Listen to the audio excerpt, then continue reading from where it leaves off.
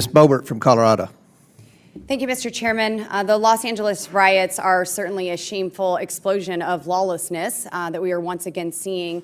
The narrative has changed in these riots, but it's certainly the same type of actors. We're seeing businesses torched, cars torched, families uprooted, certainly communities that are scared. And this is by no means a peaceful protests. It is absolute chaos, and rioters don't get a free pass to burn down cities just simply because they're mad, because they are mad that our nation's laws are being upheld, that our federal agents are upholding their oath and doing what they were hired to do. Our first responders deserve respect. They do not deserve to have rocks thrown at them and to be injured. But, I mean, let's be honest, this violence didn't really spark in a vacuum.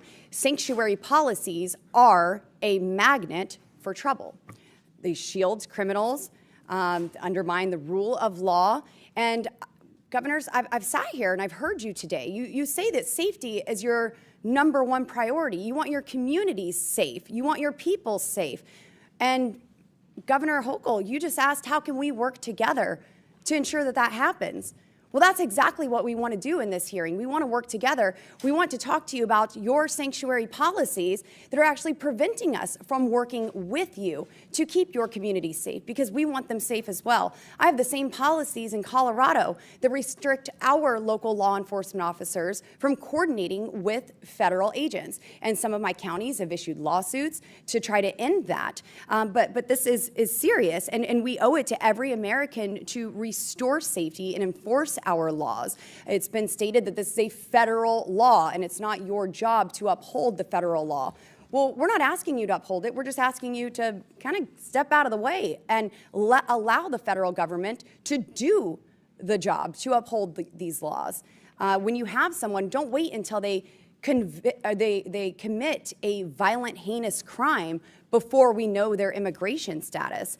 So now we're seeing these riots everywhere. We've heard in 2020 that everything was mostly peaceful as cities burned down, as people lost their lives, as law enforcement officers lost their lives. So I just want to ask you three governors, yes or no, is the destruction of private and governmental property, is that something that fits under your definition of a peaceful protest? Governor Walz, yes or no? No, it does not. Thank you. Governor Pritzker? I find it hard to believe that you're lecturing us about peaceful protest. Look at what happened January 6th here at the Capitol. No, what we're seeing in LA is an insurrection. You want to talk about an insurrection? This is an absolute insurrection. You don't understand what insurrection is when people are trying to overturn an election here at the Congress. I started this off you showing were you here. the They were forum, and I would attacking you, by expect the way. the same. I would expect the same. I'm answering your question. It is outrageous that you are asking us Is it peaceful to when you're the one condoning destroy of people who attack private and government property right here at our Capitol? Governor Hochul, it's been a long day. Does that fit under your definition of a peaceful protest? The destruction of private and government property? No, and we feel for the business owners and the community for what's going on there. So do we. This is a narrow yes or no, scope of people, and the vast majority are peaceful. Would lighting police cars on fire fit under the definition of a peaceful protest? No, we reject that. No one should be lighting police cars on yes or fire. no? I'm opposed to violence in any form. Yes. Governor Walz? Yeah, we reject that. Okay. Throwing bricks or large rocks at police officers? Is that peaceful? It is not. Is that peaceful, Governor? Whether it's in Los Angeles or here in Washington at the Capitol, no. Yeah, that didn't happen here. Governor Hochul? Rejected. It actually did, but no, it's not acceptable. Okay. Governor Pritzker, you have you or have you not called for mass protests and mobilization and disruption? Indeed. Microphones, megaphones, going to the ballot box. Well, they're responding in a much different way, are they not?